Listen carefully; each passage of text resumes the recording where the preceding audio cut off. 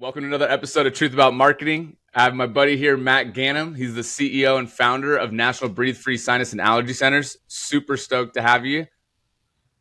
Hey, thanks, man. I'm super excited to be here, man. I've watched a bunch of your content, so I'm excited to be a part of it, and hopefully, people will learn a few things from us, and looking forward to it. Appreciate it. So I'm really stoked. I always try to get founders or CEOs on here, people who have really helped build companies from nothing. Matt, I can't wait for you to tell your story. Why don't you give a little bit of snippet about who you are, where you came from, and how you got to where you are today, and then we'll jump right into some questions. Yeah, absolutely.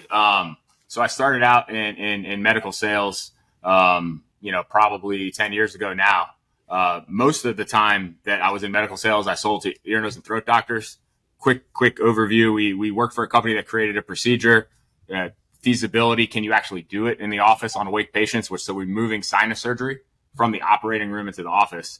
And so we worked with doctors to identify patients, and do these procedures comfortably and build the data so that we could get reimbursement essentially for physicians across the country. And once the company that I worked for sold to Stryker, I was a director, and I kind of had an idea that, there's a huge market opportunity here and a lot of patients that we're not being able to help. And now we have 21 operating clinics. In Arizona specifically is our most densely populated market. We have 6. Nice. So it's really cool. Myself, I had the operation, the balloon sinuplasty myself. So it was interesting experience, but super good. I obviously haven't breathed better since. So it's been fantastic. Awesome. So we usually start these out. We do a lightning round, right? So it's 6-7 questions, get the brain going, jogging, and it helps us kind of get conversation going as well. So if you're cool with that, we'll start with 7 questions, just bang, bang, bang. All right, let's get it. All right. Number 1, favorite marketing technology. I think best ROI for us is Meta and Facebook. Okay. Like Instagram. Favorite social channel. For me personally, Instagram. Least favorite social channel. TikTok. Brand or person with good marketing. I'm going to try to be quick. Southwest. They entered a commoditized market and positioned themselves differently, and their business model aligns specifically with what they market, and it works so well. That's super good because airlines are differentiated, and they basically have kind of cornered their way of doing it. So that's really a solid answer. Brand with bad marketing. I'm pretty sure you know what I'm going to say, but I'll go Anheuser-Busch Bud Light. That is literally the fan favorite the last few weeks. So. Your favorite influencer or business leader? Patrick Bet-David, by far. Very good. And then a brand or person you'd like to work with the most? Am I allowed to say the same answer as the last question? Yeah, you can. That happens too. Some people it's different, but Bet-David from a business acquisition standpoint, and then just from a fundamental ideology standpoint, he's fantastic. So absolutely cool. Yeah. So we get everything from. It's funny because sometimes you'll get the.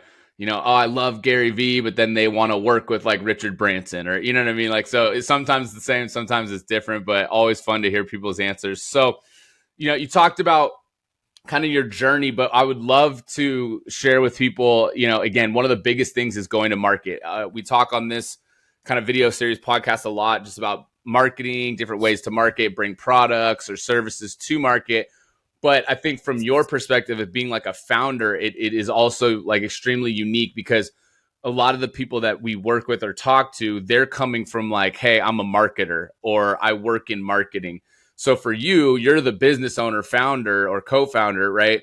What does that look like for you to get a business like this off the ground? And what were some of the big challenges early on?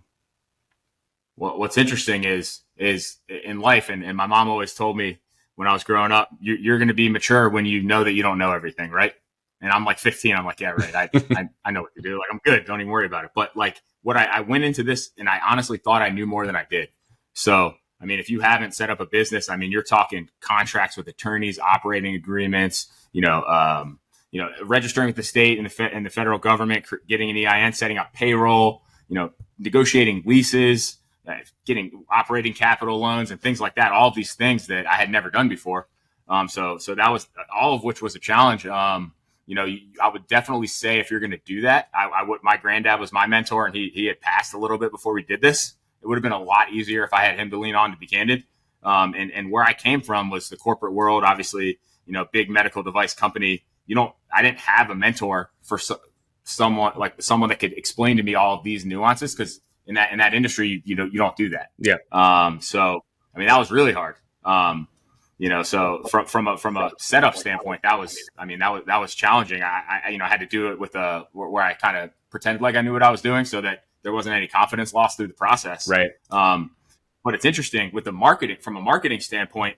What I learned is all of the things that you're trying to portray to the public, whether it's through your reviews or through your website, through the information that you have, whether it's your socials, things like that. What you actually do in a brick and mortar experience that you experienced up north is you have to portray all of those things. And that's just one part of the process. Like, the first part of the marketing process is identifying a patient. Like, how do we find you? Where do you come from? Is it word of mouth? Is it the internet? Where does it come from? Then you call, right? And you go online and book an appointment. Are we able to give you the time that you want? So we have super flexible scheduling, because we know that, this is a quality of life disease state. You said you were dealing with it for a long time. I mean, you still could be, right? What if we weren't flexible? Maybe you would still be dealing with it. So we're super flexible. Then we have to, all the great things that are online, we have to replicate every single day in the office. And then that's not the last touch. There's billing, there's follow-up, there's, authorizations, there's, actual procedure. Are we going to call you the next day and check on you? Are we going to ask you for a review? So it's like a full cycle of things that we're talking about to be able to provide that experience, which is going to continue to grow, the reviews. Because, like, obviously, if somebody says, hey, you should go visit Arizona Breathe Free, and you go online and they have 6 reviews at a 3.5, right. So that makes sense. I don't know if you have any questions about that specifically, or if I answered. No, I mean, I just feel like there's a lot, and like I think you kind of portrayed that. I think the ultimate is to let people know that, like, look, and this is one thing that I always remind people. They're like, oh, I just want to start a business. I just want to do this. It takes a lot to start a business. Like, you don't just one day get up and you're like, oh, I'm just going to grab an LLC and submit for an EIN and we're good. Like, there is a lot that goes on. And if it was so easy, everybody would do it. You know what I mean? Like, there's a reason that there's not, billions of people out there, hundreds of millions of people out there starting businesses, right? There's your workers, and then there's people who want to take those risks and are willing to work their tails off, like you're talking about, and do all those things. Another thing that you touched on that I think is really important is mentorship, or having people in your life that are like helping you understand like how they got there, and some of the how to get through some of the tough things and make their lives easier as they're going through this journey. What do you think is kind of ideal? Because, so again, you're in the medical field, but like a mentor can be anything from an entrepreneur, a business owner, a family member. I mean, what was kind of your goal when looking out or trying to figure out who a good mentor would be for you? Yeah, I mean, what I try to do is, so like, going back to knowing what you don't know, right? And then finding people that you can surround yourself with that know the things you don't know, because there's not just one thing you don't know. So now, as I look back at it, if I have a question about something marketing related, there's someone I would go to. If I have a question about something tax related, I have someone I would go to. So I built this network for each gap that I have. Yeah. Right. If you're going to call me, if somebody if there's an issue with one of our clinics and there's a human resource issue, or I'm having a hard time finding a person for this role, that's something that I have expertise in. I'm comfortable. We have obviously an attorney that could help if it gets, a little challenging from that standpoint. But for the most part, I have different resources for each gap, I would say. Okay. So that was my strategy, was as I identified something that I didn't feel super comfortable with, it's super powerful to say, I don't know. And what a lot of people do is give you an answer or say, I think this is what I would do. I don't know is powerful. I mean, you have to follow that up with action and figuring out the answer, of course. But, I don't know is okay. Yeah. It's not bad. So. I feel like that when I'm like growing businesses or helping businesses grow, like, again, I don't know what I don't know, and I'd rather bring in somebody that does know and work with them to be successful, right? Like, me sitting here trying to pretend as if like I know every aspect of marketing. There's some things even inside of marketing that I'm good at or excel in, but there's other things that I'm just like, so for example, I use it all the time, like Photoshop, Adobe, things like that. It takes so much time for me to do. So I could do it. I'm just not nearly as good as someone who that's all they do, or that's what they specialize in, right? So exactly what you're talking about from a mentor standpoint, or even just growing a business standpoint, I think it's really important to understand your strengths, weaknesses, and be able to fill in those gaps, right? Yeah, that's exactly it. I mean, as you say, like Photoshop, I remember when we first started, I was trying to create like a meme. Like I was turning one of the famous memes into like a sinus meme. And I mean, I sat there for like 2 hours and I go to the back. There's this 25-year-old kid doing our allergy test. I'm like, Troy, like, how do you do this? And he's like, oh, give me 1 second. Like 5 minutes later, it was done. And honestly, yeah, it's You're hired. Like, you know, but it's interesting. Like that segues to me, if you don't mind, like the challenges in marketing is you essentially have 5 generations that all have different, you know, ways that they consume or look for media, right? You have the older folks like our parents who maybe use Facebook, right? And then you have like Gen X, maybe like where it's like I have email, maybe I have Instagram, I feel comfortable on the computer. And then you have like our demographic, which is the 30s and 40s who are, you know, starting to do well, a lot of things on social media, et cetera. Then you have the 2 younger generations, which I mean, literally grew up like with our generation. We didn't grow up with this. Like I think I'm a little older than you. When I graduated college, I didn't pay to renew my PIT undergrad email. So Facebook came out in 2005. I graduated in 2004. I didn't have a PIT email address, so I couldn't have a Facebook. Oh, right. So right. So we never actually created a Facebook till we started our practice in 2018 because you needed a Facebook to be able to like make a business That's page. crazy. Right. So I never did that. But it is crazy. But then the younger generations, like my wife's like nieces and nephews and stuff, like they can use TikTok and Instagram and they can make memes and they can do all this stuff. So it's like you have so many different generations that consume it differently. Yep.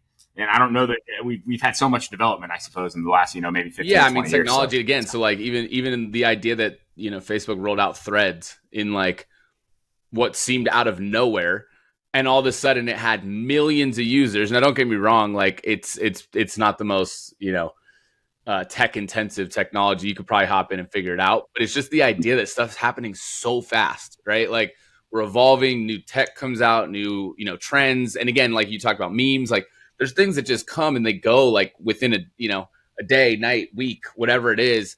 But something that you touched on that's super interesting is the fact that like, you know, when you think about a business, and it's really interesting for me, for your guys' business, actually just sitting here thinking about it, is that like you have ideal customer profiles or ideal customer personas, whatever, ICPs, whatever you want to call them. For you, because this surgery, I mean, ultimately, sinus issues can be anybody from, you know, a teenager, I mean, all the way, I mean, you'll know better medically, but I'm saying like anything from a teenager all the way to a senior citizen. So it's like, for you guys, who are you actually targeting? And then, you know, you just broke it down. There's like 5 different segments of like, you know, people and marketing.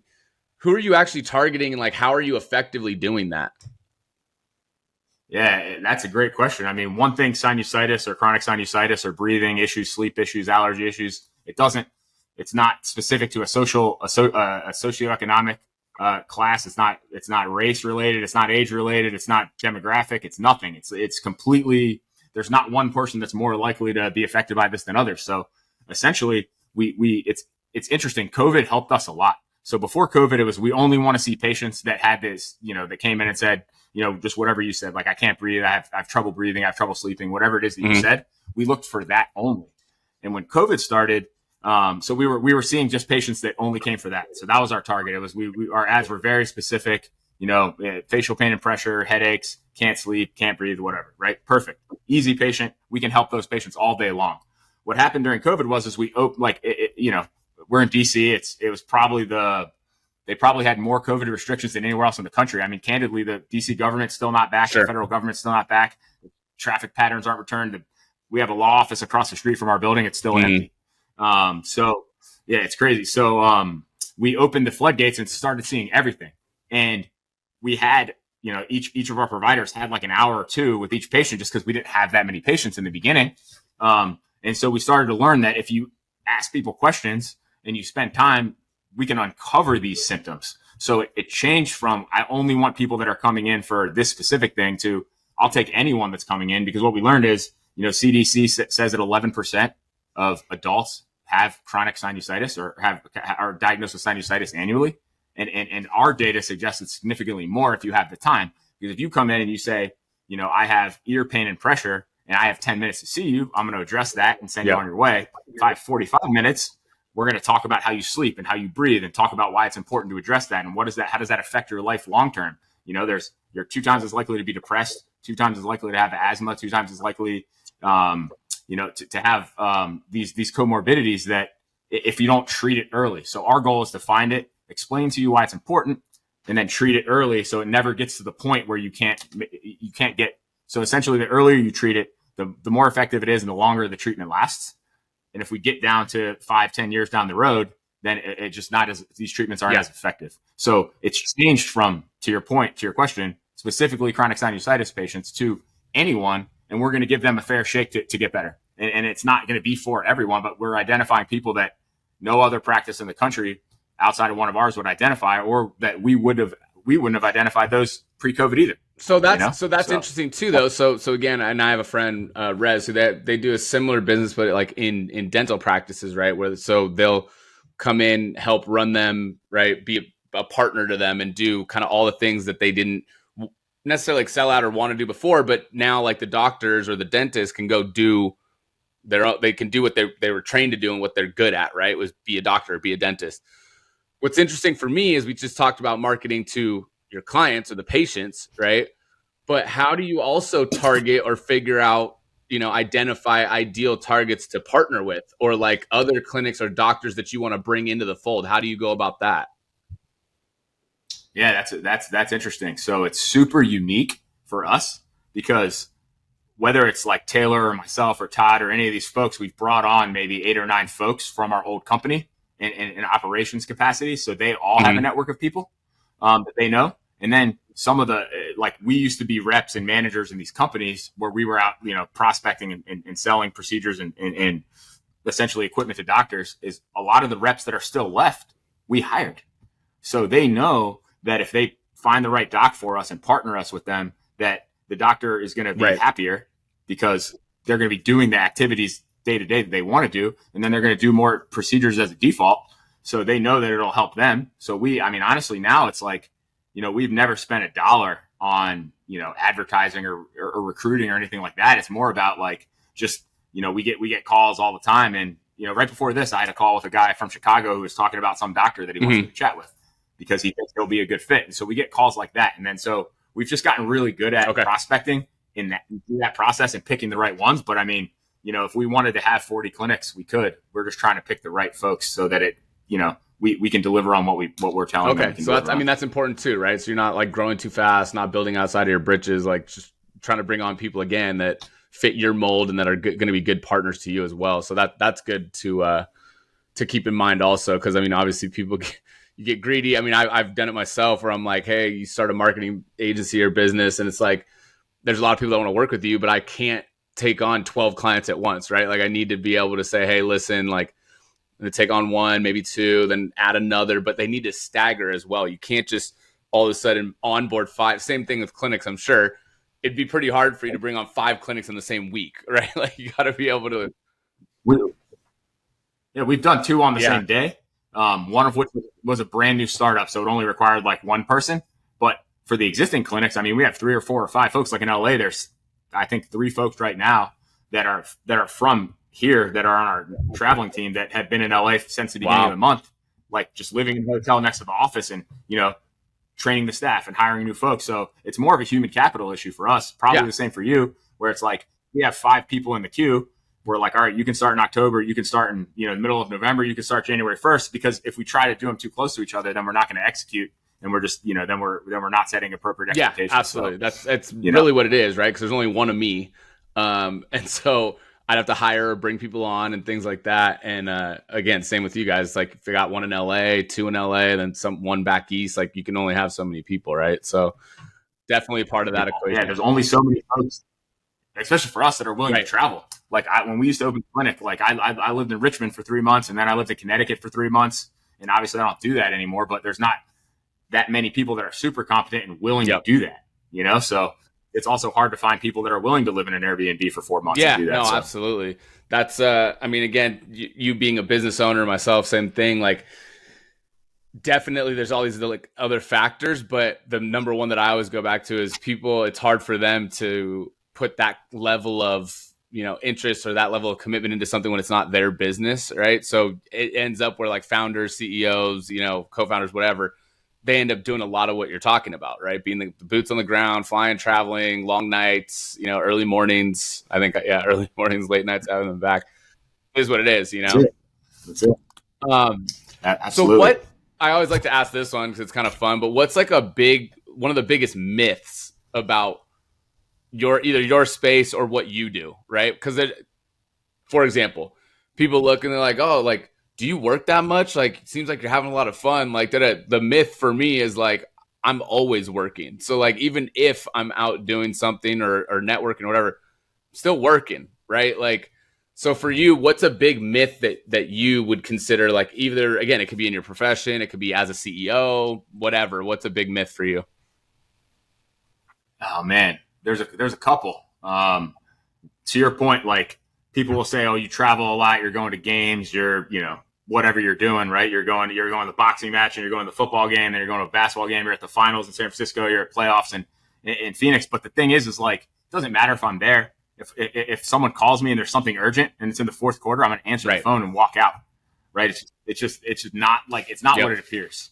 It's a lot of work. Like tomorrow, I have a call with a doctor in New Jersey that for some reason wants to talk at 9:30 his time, which is 6:30 here, which is the last thing I want to do. Yeah, but I have to, right? So I'm going to do that. If you're not the business owner, you could just say, hey, I have 8 and 5, between 8 and 5. Just click a link and pick a time. The other thing is, and I probably pushed this more than anyone at our old company that we worked at in ENT. Like we created a culture of fun, and like we have a good time. We work hard, play hard, right? And so now there's this trend where it says like, oh well, Bill Gates or Elon Musk or Bezos, they don't drink, they don't do anything like that. Like you have to be pure and you have to like always be. I just don't know if I buy that. I mean, I'm not saying that what they're saying isn't true. I just don't know that that's something that's an absolute that you have to follow. You create a great culture by like we had our meeting. We do an annual meeting where we bring everyone together, all our docs, all our mid-level providers, PAs, NPs, all our key operations people, corporate like accountants, HR. And it's half of a meeting where we're, talking about ENT stuff or personal development. We bring in consultants that talk about like grit and how to like deal with diversity and things like that. And then we rent a boat and we all go out and drink and listen to, there's a DJ, and then we rent out a restaurant and we go to a club and, that's fun. And that's how you build a great culture. And that's how people enjoy being at a company, is that you're doing something unique. So if I'm going to sit here and say like our old CEO at our company would literally never drink and never have fun, and it was always like on, where it's like, of course, I'm always going to talk about work and be engaged. I'm not going to be in a bad position where I'm going to do something goofy, but at the same time, like you got to be a human being. And so I think you can be a successful CEO, entrepreneur, and also be a human being. And that's something that if you read a book or you listen to a podcast, you're not going to get that. I don't know why. Maybe it's unique, but I feel very passionately about that. And most people would say that if you're a CEO, I agree fully, wholeheartedly. Like, I think that there's we live in like a culture of extremes, right? So it's like you either are a partier and a bad influence and like you do all these things, or you don't drink, you don't do anything, you're committed to business. And like, so Andy Elliott, like, I understand what he's doing, and I like the way that he like comes at it and just, hard and always on and blah, blah.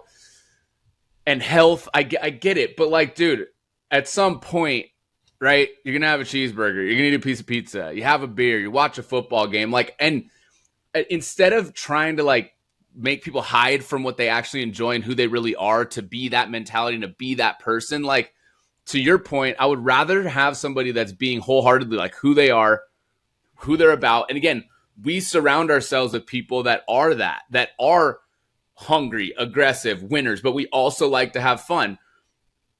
I don't think you need to be either all the way one way or all the way the other just to be successful. Exactly what you were saying. And so this culture of extremes that we've created, I'm with you. I'm really not like that on board with it. The biggest problem though that we run into, again, as whether it's, business leaders or just professionals in this world, is some of us can handle that, right? Like some of us can handle work hard, play hard. There are other people who cannot, right? And so I can understand where that becomes a problem, but you kind of got to figure out who those people are and aren't. And then, unfortunately, you hire, you fire, you move on, you learn, you grow, right? Like, that's pretty much the only way to do it. Yeah, there are people that definitely can't handle that. And I would say, like, when you're in a work situation and it's important, like you prepare and you're on time and you're effective and all of those things. So as long as what you're doing, whether it's building culture, having fun, whatever it is, doesn't affect that, right? You know that, and you're introspective and honest, and you know that that's not affecting you. That's okay. Now, if I'm doing that and suddenly I have a call at 9 a.m. and I'm not ready for it, obviously that's different. But, I mean, at the same time, we've been doing this long enough to know what we can and can't do. So I think that's super important. And to your point, maybe there are people that have to be this way because they're not capable. But I mean, for the most part, obviously, I'm super health conscious, like to your point, I run labs every 3 months. I'm, on a few different peptides and things like that to help where my deficiencies are. And obviously I'm conscious of that, but at the same time, I don't know if whether it's the last organization I was with or this one would grow without that type of culture, and it just wouldn't be a lot of fun. So, I mean, I want everything to be fun. And of course I don't want to sacrifice success and growth and in our case, patient care and things like that for fun, but at the same time, absolutely. And so that's important. For sure. So we'll switch gears a little bit. When we talk about earlier, kind of your guys, how you grow, how you identify, new clinics, things like that. When you think about it in the perspective of marketing, we'll pull this back into, hey, the different things that you try, right? So when you get new clinics, you're in a new area, what's kind of your standard operating procedure as far as growing that clinic and from a marketing perspective, getting new clients and establishing so that again, there's a successful business there? Yeah. So, I mean, there's a full gamut of things that we'll try. I mean, even we opened Los Angeles. That's the hardest market in the country. You have a Medi-Cal, which, you can't really see. You have Kaiser, which is super prominent. We can't see that. That's only specifically for Kaisers. There's HMOs, which they don't let new practices in. So you only have the PPO patients or cash pay, mostly PPO.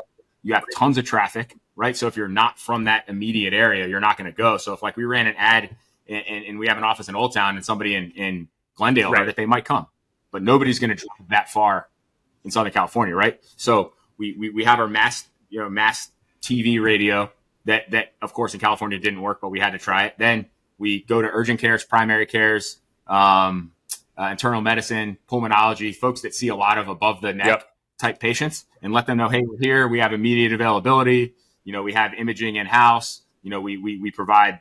We'll send you the records of the patient notes immediately so that you can see what's happening. So we try to build a referral network, which takes a long time.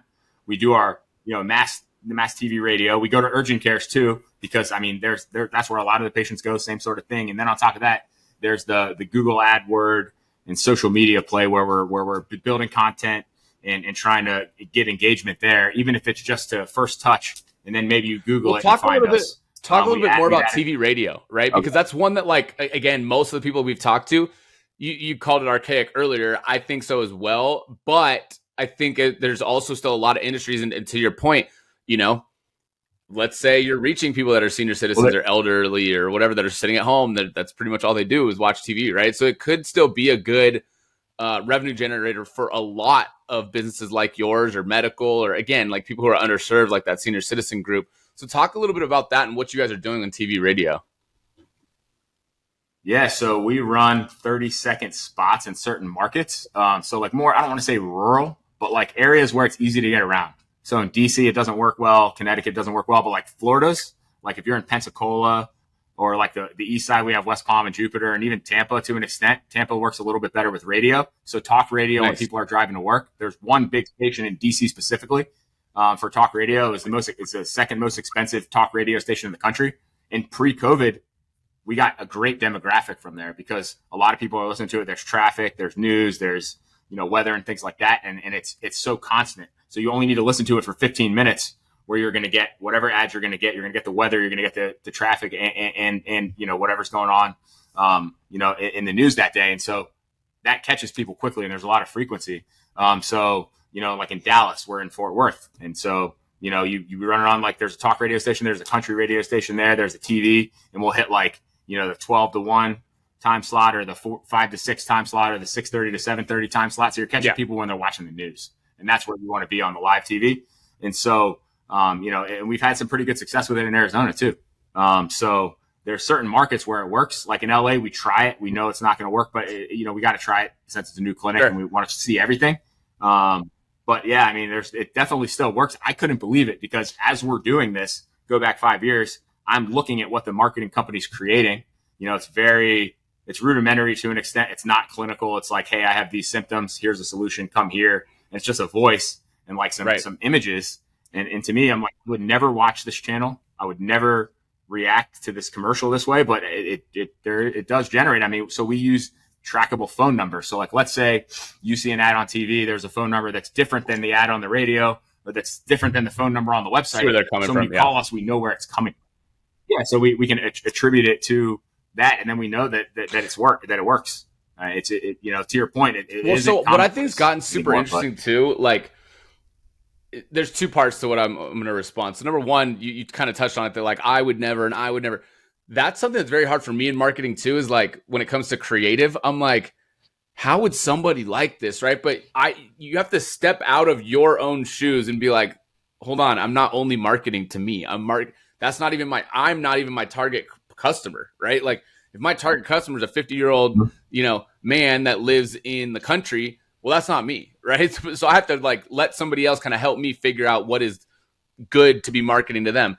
The other part that you kind of touched on is that it is a unique medium still. And like, so again, attribution and data and analytics and all this kind of stuff, it's much easier for us to get that digitally today. So like, again, using Google AdWords, Search Console, you know, social media, all that kind of stuff.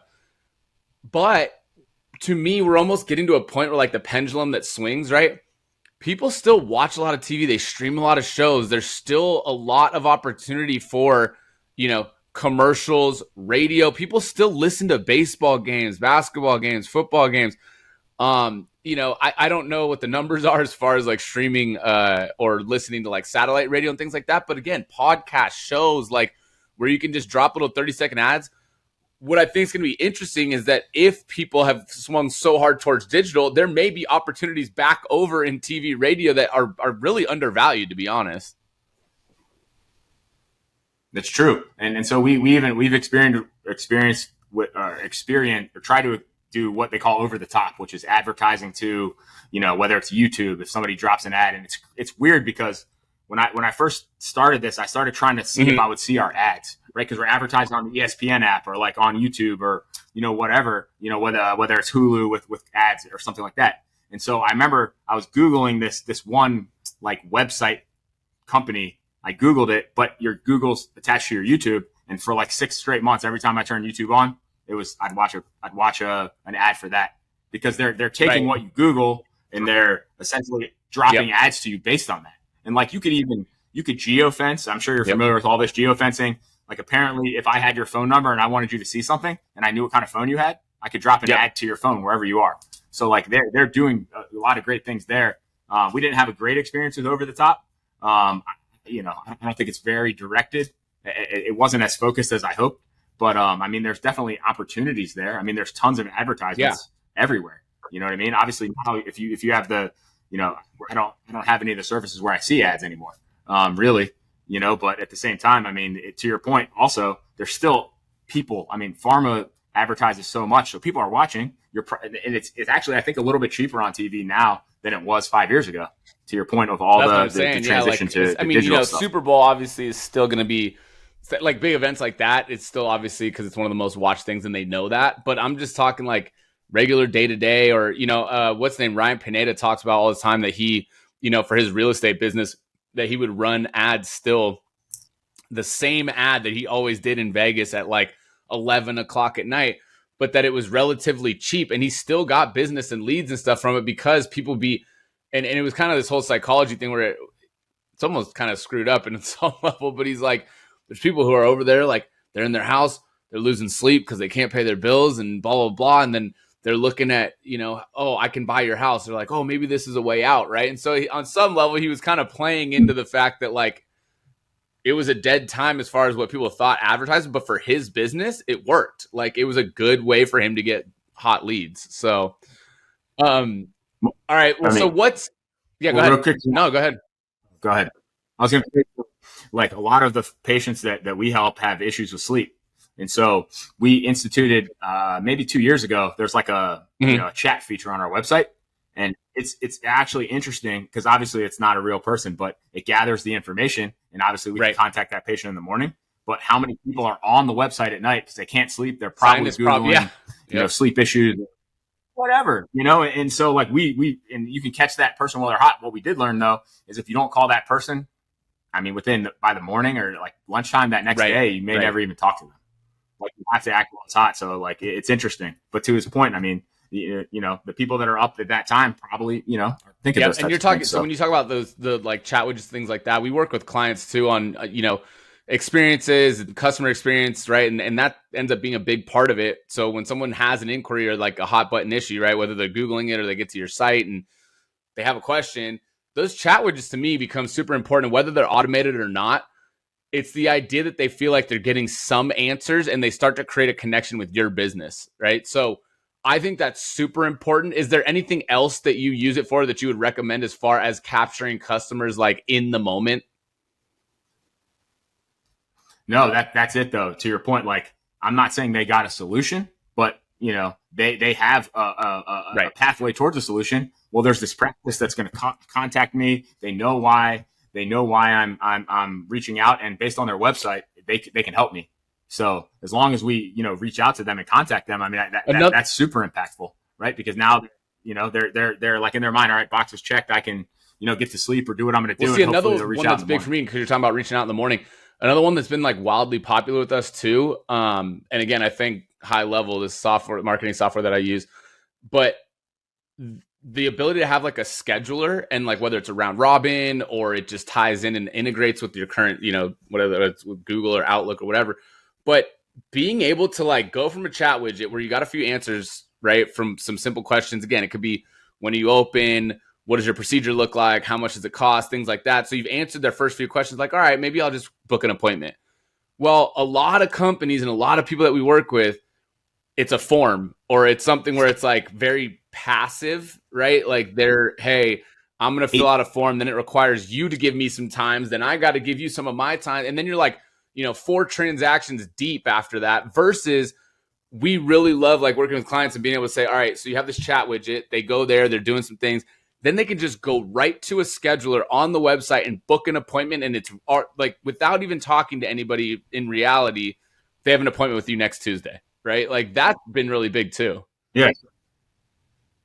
Yeah. So we have, this is actually, I don't even know if anyone, like any of the doctors even know this. So you go to the website, you can book an appointment. What happens is it gives you 3 different drop downs. It's like sinus and allergy, ear problems, or other. If you pick ear problems or other, like our new patient appointments are 45-minute slots. So like, let's say the whole thing's available for the day. If you click ear problems or other, you're getting 8 to 8:45, 8:45 to 9:30. If you click sinus issues, you're getting we set that at 15 minutes. So you can theoretically, you could book 20 new patients in a day. Not that we could actually see that. We'd have to move it around. But we create essentially unlimited availability for our target audience. And they're talking to the chat person. Then they get the little link to book an appointment and they can go on and they're like, crap, I can get in tomorrow at 9:15. And sometimes, and plenty of times, we get appointments in the middle of the night because we send them forms. And so like if we create the appointment, the EMR sends the patient the forms. But if they create the appointment, we have to go push them. And like we go in the morning and there's 4 or 5 patients that book between 6 p.m. when everyone left and 8 a.m. the next day. So, I mean, we definitely try to capture that. And we do get a lot of folks that are on demand booking their own appointments, like you mentioned. All right. So as we're starting to wrap up, what's like one piece of advice like that you would give the listeners, audience? What would you give them as a kind of, again, whether it's marketing, starting a business, growing a business, what's one thing that you would advise? Oh, man. I hate to go back to know what you don't know because we already chatted about that. Mm-hmm. I mean, that's so impactful. Like take a look at the full broad spectrum of things that you're going to need to do, whether it's, if it's super basic, like setting up payroll, or setting up, a website or any of these things that you might not be familiar with, like find someone for each one of those and make sure that you have that dialed in. If it's something that's important, I mean, it's okay to not know. It's paramount, and find someone. I mean, whether it's one of us or somebody else in your network, I mean, you're going to be able to find someone that can help you. I hope that's not necessarily, I don't know if that's exactly what you were looking for, but for me, I wish I had people in certain spots back then that I obviously have now that I didn't have. So that's something that I wish. Absolutely. I wish I had. All right. And I always give everybody, I hammer you with questions for, 40 minutes or whatever. Is there anything that you want to ask me? Any question for me? Yeah. I mean, obviously, you have a few different things going on. What's been your biggest challenge across the board? I think maybe something that you didn't know would be a challenge. So I'd say it's twofold, right? In the beginning, it's being nervous and worried about like, all right, there's no steady paycheck, no W-2, like I got to make this work, right? So there's that kind of angst or anxiety of, am I going to be able to get enough clients? Am I going to be able to, do this? Am I okay, right? But then you start working and, again, just having faith in yourself, being consistent, you start to bring in clients. And then like I say, it's twofold, because on the other side, you're like, whoa, I need to turn some things down. I need to stop. I need to say, whoa, I can't do all this, right? So you want to be able to have that balance. And I think that's been the biggest challenge for me, is just finding a balance of, hey, you want business, you want to be able to scale and grow, but you also, I've my brand and my personal brand to protect, as far as I don't want to over promise and under deliver. And, I don't want to hire other people that I'm not ready to make hires yet, and it not work, right? So it's really striking that balance and knowing how to scale appropriately. Yeah, I'm a risk taker. So, I mean, I don't think I got to pay. My last paycheck at my company was in I think the middle of June of 2018. And I didn't take distribution until March. I mean, that was tough. I mean, I had it set up that way. I was down to 3 weeks or 4 weeks maybe left of living expenses. One other piece I would give, if there's people that have a business that is relatively new, or they're getting close to starting one, there's a book, and you don't follow it to like religiously to a T, but there's a lot of great takeaways. It's called Traction by Gino Wickman. And it forces you to sort of think through your core values, think through your purpose, and how are you going to sort of explain what you're doing. And if you go to our website and you read through the core purpose and our values, everything's built around that. Like our interviewing, we need people that are this way. And a lot of that we would do innately, but it's nice to be able to articulate it, whether it's to investors, depending on what you're doing, or to your staff, so they know what they're supposed to be looking for. Like if you have other folks that are hiring people in the future, that's what we're looking for. And maybe we can help them, teach them how to identify that, but that's exactly what we're looking for. And it's very intentional. And that book gives you like a roadmap. I think Taylor and I spent 2 days in a hotel room in Dallas with the big 3M sheets, just going through, figuring out who do we want to model? Like who would we recreate if we could make 5 of one person? Who would we do? What are their attributes? Getting down to the root of it. And we need to find people with these attributes because we can't recreate this person. And it was a really impactful exercise that we did probably. That's awesome. That's great advice. We'll definitely think a lot of people will resonate with that and kind of look into it. So Matt, I appreciate it. It was an awesome conversation. I just got to give one more shout out to High Level, the marketing software that I work with. Helped me build my business, helped me build up this podcast. There's a link in this video and a link in my bio if you want to check it out. Big shout out to them and their affiliate program. It's been awesome. So yeah, thanks again, Matt. Appreciate it. CEO, founder of National Breathe Free Sinus and Allergy Centers. It was a pleasure to have you, man. All right, thanks, bud. Super excited, man. Look forward to doing it in the future. And also, I think in the next 2 weeks, I'm starting a Breathe Free specific podcast. And so we're going to interview employees, doctors, PAs around the country. It'll be, posted, Spotify, iTunes, and things like that. But then we'll also have guest speakers that come on to talk about certain things. So keep you in mind if you're interested. Fantastic, dude. Love to have you on. So. Have a good one. We'll talk soon.